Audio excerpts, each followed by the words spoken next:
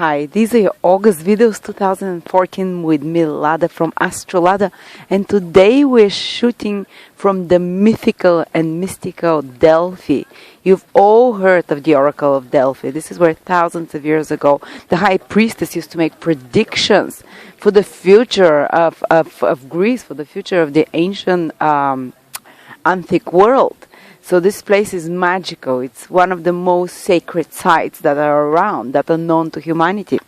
So please enjoy the views, and I'll try to take you out through the different areas of this place.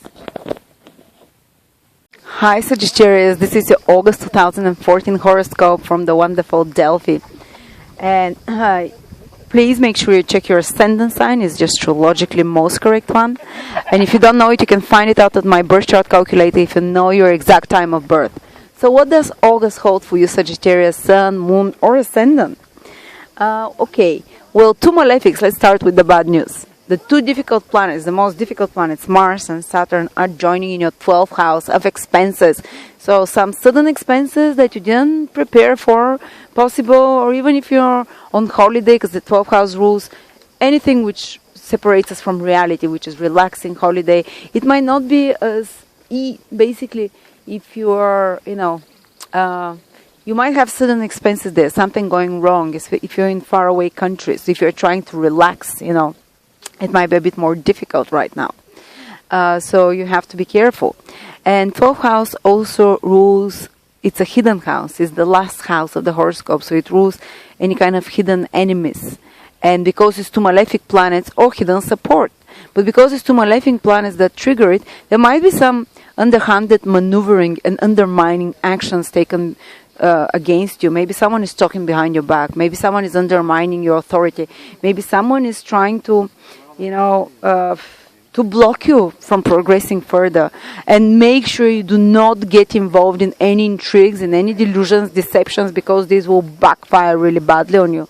Because it's two malefic planets triggering this house, this hidden house of yours.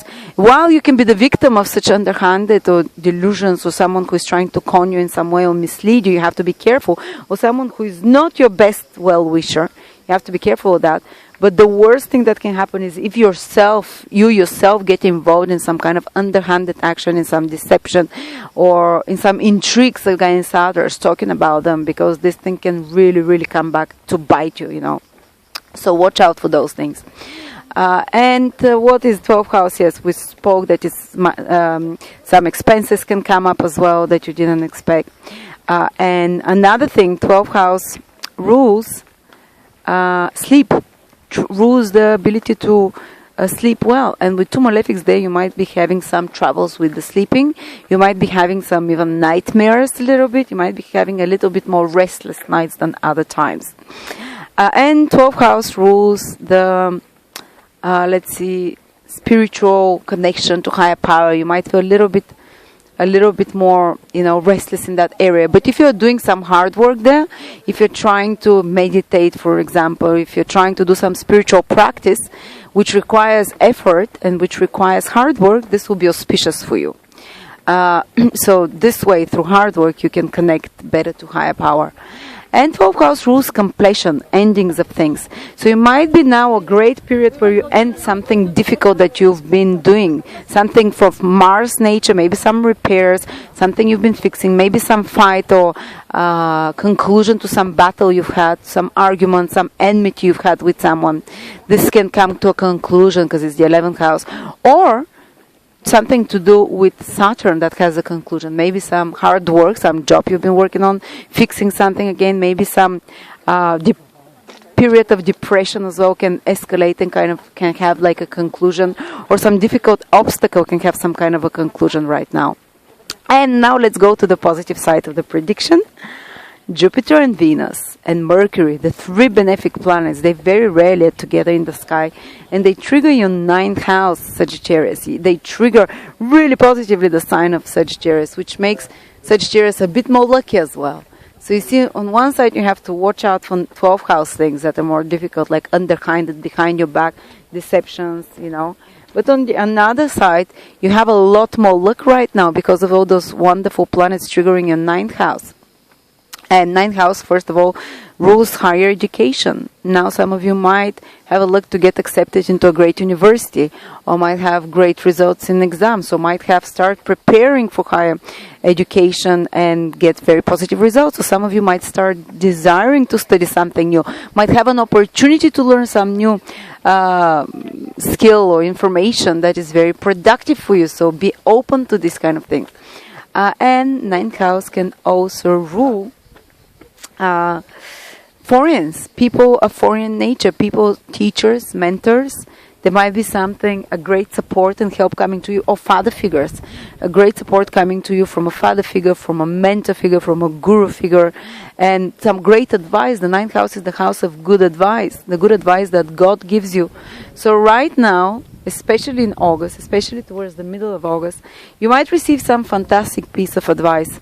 Whatever comes to you, make sure you open it, take it on board, because this is God speaking to you through those people giving you advice. You might have some clarity, some ta-da, light bulb about what you're supposed to do on your path, where you're supposed to head in life.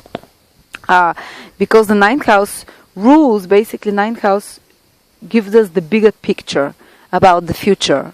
It helps us make up our mind, the plan about what is important and meaningful in our life, gives you a goal and purpose. Ninth house rules goal and purpose. So you might now get some new goal and new purpose, which makes your life much more meaningful, which makes your life much more, enjoyable to go through. So also, you can benefit a lot by some, again, as I said, some mentor figure, some teacher figure, and also from foreign cultures, from expanding your mind, starting to learn something new. And what is most importantly going to happen now, that your outlook on life will be much more positive. Outlook, when Jupiter, Venus, Mercury join together, your outlook just becomes so much more expansive, open-minded. And when you change your outlook, this is when you can make the biggest changes in life. This is when you change the vibration. Basically, if someone has always made approximately similar gains in life because they had some blockage regarding finances, or maybe someone had always had problems in relationship because one always expected difficulty or something to do with your mind, your vibration. But the moment Venus and Jupiter and Mercury, three benefics, join in your ninth house, it means that you can unlock some positive perspective. You can raise your vibration and your consciousness. So you can go on the next evolutionary level in regards to certain matters that were blocked in your life till then. And so now something will come, someone will tell you something, someone will present you to a new belief system, to a new way of looking at things, or you'll just have a breakthrough eureka moment where you start observing and seeing something in your life in a much more different way, and which helps you expand and go beyond your limitations. This is the ninth house. That's why it's the luckiest house. And when you have the luckiest planets in it, basically they raise your vibration and you start attracting more positive things in your life. And you start seeing them in a more bigger, brighter way, more positive way. And that's why your vibration changes as well. So this is what I see for you, Sagittarius. And basically those Sagittarius who are born in the November part, basically in the last 10 days of November, or the first 2-3 days of December, they will benefit the most from this expansion, from this growth that I was talking. Some new opportunities in career can also come, more luck in their life. Jupiter and Venus together can bring, even financial luck. You can be much lucky if you play lotto, especially towards the middle of the month. You can gain something that you haven't worked for, because ninth house is all these lucky things of good karma that we can gain as well. So especially the first, those born with ascendant or moon in the first 10 degrees of Sagittarius, they can benefit a lot from the Jupiter-Venus aspect. Or those who are born in the first, in the November born Sagittarius, or the first 2-3 days of December born Sagittarius. So great time for you. If you're born on those days, good opportunities, ability to go to the next level, to expand, to grow, to have like a quantum leap almost in some areas of your life. Thank you very much.